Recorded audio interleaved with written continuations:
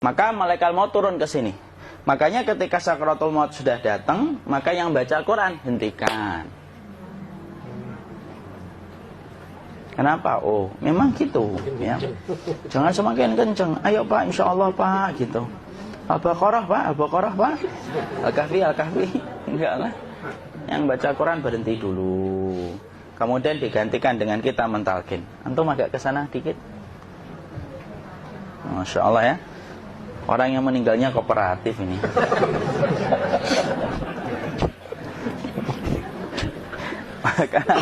maka agak ke sini ya. Maka disunahkan kita untuk mentalkinnya. Nanti ketika mentalkin jangan terlalu sering, jangan terlalu membebani. Jangan terlalu sering itu la ilaha illallah, la ilaha illallah. Tidak gitulah. Berat nanti dia ngerasakan. Di situ Imam Qurtubi juga menyampaikan, jangan terlalu sering karena itu memberatkan dadanya. Jadi ketika mentalkin, saya sampaikan, boleh diganti atau enggak Ustadz? Enggaklah, talkin itu ibadah. Ibadah itu tauqifiyah. Tauqifiyah itu enggak usah diganti. Karena Rasulullah mengatakan, lakinu ala mautakum la ilaha illallah. Talkin orang yang meninggal di antara kalian dengan la ilaha illallah. Enggak usah diganti Allah Ustadz yang lebih singkat, lebih pendek. Enggak usah. Subhanallah Ustadz, enggak usah. Kenapa? Karena talqin sudah ditetapkan ucapannya oleh Nabi, begitulah kita mencontohnya. Jadi tidak usah diganti. Cara mentalqin, jadi kalau keadaan sudah tenang, tolong kalau sudah sakaratul maut jangan ditinggalkan. Karena sesungguhnya pertempuran setan itu pada detik-detik kematian semacam ini. Dan betul-betul berusaha untuk menjadikan dia murtad. Nanti makanya di situ di buku nanti dibahas kan, pertempuran setan itu sampai detik-detik orang mau mati itu sudah ayo kufur, murtad aja tuh, kamu sakit kan? Nah, itu kayak gitu. Makanya jangan ditinggal. Capek gitu kok nggak meninggal gitu ya. Udah gantian mas. Dan jangan kemudian meninggalkannya. Mangkat dulu gitu. Tidaklah, janganlah. Terus ditampingi terus. Kalau bisa ya sudahlah, berikan waktunya kita untuk sementara waktu itu betul-betul berkhidmah kepada orang yang kita cintai terakhir kalinya. Cara kita kemudian mentalkin adalah, yaitu adalah di sebelah kanannya la ilaha illallah. Biarkan dia mencerna dulu, tidak usah buru-buru kemudian kita langsung nimpali lagi. Dia mencerna dulu sembari kita doakan, peluk, ya Allah dimudahkan gitu. Kalau ada orang yang bisa ngucapin la ilaha illallah, itu siapa yang memberikan itu Ustaz? Yang memberikan kekuatan Allah Pak. Karena ngomong aduh aja sudah tidak mampu. Makanya Allah berfirman dalam surat Ibrahim, yusabbitullahu alladhina amanu bil qawli tsabit fil hayatid dunya wa fil akhirah. Allah teguhkan perkataan orang yang beriman dalam kehidupan dunia dan akhirat. Dunia itu ya ketika menjelang kematiannya. Makanya dia bisa ngomong la ilaha illallah. Sebenarnya ngomong aduh aja udah gak mampu. Kalau bisa ngomong, dia mesti ngomong aduhnya dulu. Tapi Allah yang menggerakkan. Ngomong la ilaha illallah. Makanya mangkana akhiru kalamihi la ilaha illallah dakhalal jannah. Barang siapa akhir kalamnya itu adalah la ilaha illallah, pasti masuk surga. Makanya kita lagi la ilaha illallah. Dah. Cerna dulu. Enggak usah minta diburu-buru ya. Enggak usah gini. Ayo la ilaha illallah. Ayo.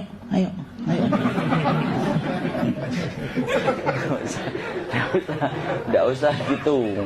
Ya, biarkan dia pelan-pelan gitu. Ayo tapak, ya Allah capek saya Pak. Enggak usah gitu.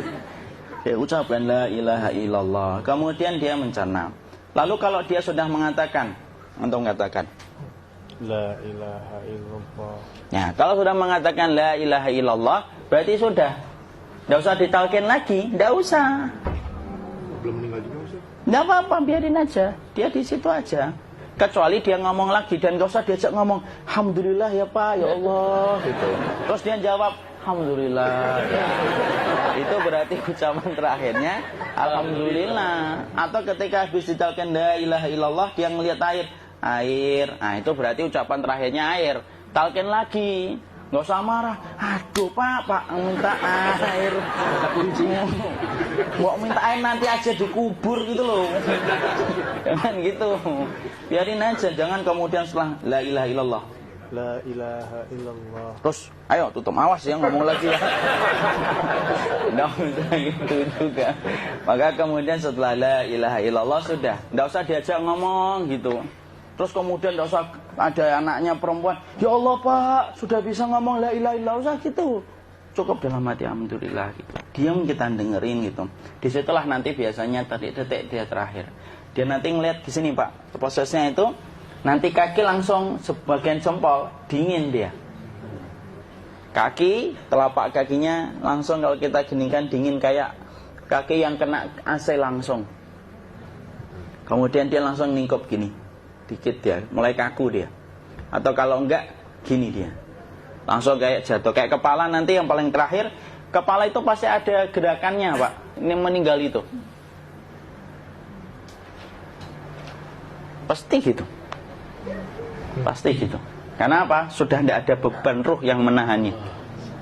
Ya, cabut ya, set pelan, maka kemudian malaikat itu. Tapi tetap sakit lah. Walaupun dikatakan ringan, tetap sakit. Maka kemudian sakit gitu. Set ngelewatin sini. Jantung kemudian sudah tidak berfungsi. Kemudian ginjal Pak, ngelewatin ginjal tidak berfungsi. Bapak bayangkan kan, kalau yang pernah sakit batu ginjal Pak, sepakat nggak kalau kita batu ginjal itu sakitnya luar biasa Pak? Itu baru titik batu kecil di ginjal. Kita bisa bayangkan tiba-tiba ginjal tidak berfungsi. Sakitnya kayak apa Pak? Tiba-tiba ginjal nggak berfungsi, pankreas naik, kemudian tak jantung. Jantung ini dia masih hidup dia, di sininya masih hidup walaupun jantungnya sudah berhenti. Naik. Kemudian mata, dia ngelewatin mata. Organ tubuh yang paling setia sama ruh itu mata. Maka kemudian mata dia ngelihat dia, set. Ngelihat set keluarnya, set naik dia. Ya dilihat ini sama dia.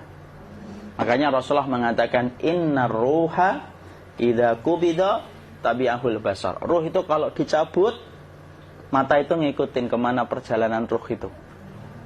Makanya ada yang meninggalnya gini.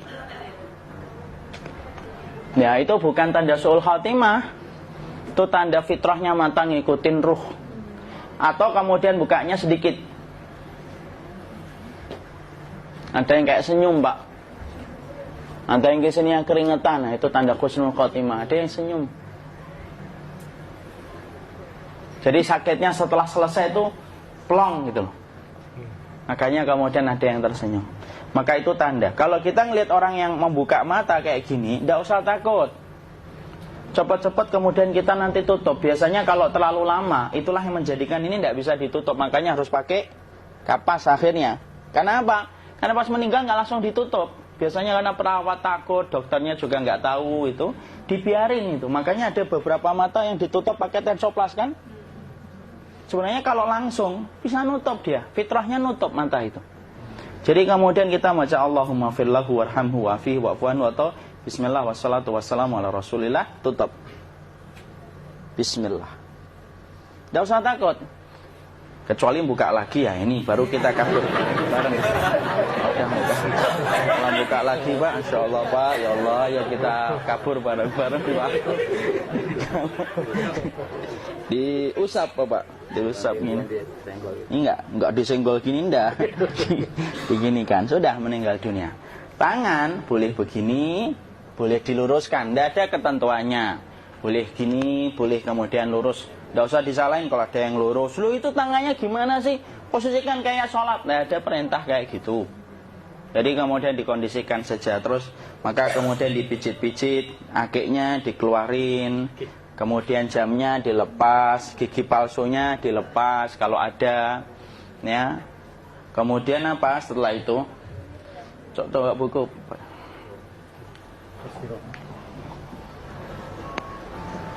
Kemudian kalau bisa awal-awal kemudian taruh buku atau sesuatu yang agak berat di perutnya ketika baru meninggal dunia. Kenapa kemudian ditaruh kayak gini? Bukan apa-apa, supaya membantu sisa-sisa pencernaan dia untuk keluar. Nanti Pak, biasanya kalau kita taruh agak yang berat gini atau kemudian kita gini-gini kan, ini udah makan belum Akhi? Udah makan belum makan kok udah gede ya? Maka pencet-pencet kayak gini biasanya nanti ketika dimandikan, nah pas dimandikan diginikan saja. Aduh. Nah ini dia sudah keluar di belakang, dia gini. Terus nanti keluar dia. Nah ini keluar langsung di belakangnya. Dan memperlakukan orang kalau sudah meninggal dunia itu yang lembut gitu. Kenapa? Inna kasra admil mayyiti kakasri admil hayyi. Mematahkan tulangnya ketika orang sudah meninggal dunia itu lebih dia rasakan sakit ketika mati daripada ketika masih hidup. Tuh Islam itu sampai sama orang mukmin itu kalau sudah meninggal aja sampai selembut itu. Kok hidup kasar itu kebangetan dia jadi orang itu. Sampai orang mati itu kemudian disuruh yang lembut, kalau ada aib disuruh nutup, tidak boleh diceritain. Misalkan di belakangnya beliau ini ada tompel, gagah-gagah tompelnya gede gitu, tidak boleh cerita. Masya Allah loh, sampai segitunya sunnah itu ngajarin kita untuk nutup aib. Kalau ada orang belajar sunnah sukanya buka aib, nyari-nyari kesalahan orang, sunnah yang mana dia pelajari itu, saya bingung. Makanya kemudian gini, setelah selesai, maka kemudian tutup dengan kain. Maaf ya, Khi. Ya. Nanti kalau nggak kuat napas ngomong ya. Maka ditutup kayak gini, ditempatkan kemudian jangan di tanah, tapi di atas dipan. Karena apa? Syekh Abu Malik Kamal Said Salim dalam Sahih Fikih Sunnah menyampaikan supaya tidak cepat busuk. Dia taruh di atas. Kemudian ditutup pakai kain apa saja, ya, sembari nanti kita mempersiapkan tempat mandinya, tempat kafannya dan yang lain sebagainya. Maka kemudian kalau ada yang datang boleh dibuka. Kemudian kita mencium ininya apa? Kemudian keningnya. Kemudian kita berdoa, nutup lagi kayak Rasulullah ditutup. Kemudian yang datang terakhir itu salah satunya Abu Bakar. Dibuka kemudian beliau, ya Allah ya Rasulullah, engkau adalah orang yang percaya hidup dan matimu, dan tidak mungkin Allah itu mematikan engkau 2 kali ya Rasulullah. Maka kemudian ditutup kembali. Saat itu para sahabat dalam keadaan mendung semuanya. Maka disitulah kita lakukan kayak gini. Ditutup gini Ustaz ya, kasihan tidak bisa napas, insya Allah tidak butuh napas lagi. Jadi kemudian kita semacam ini, kita persiapkan apa yang bisa kita lakukan. Nah itulah proses kematian dari sakit sakaratul maut sampai kematian.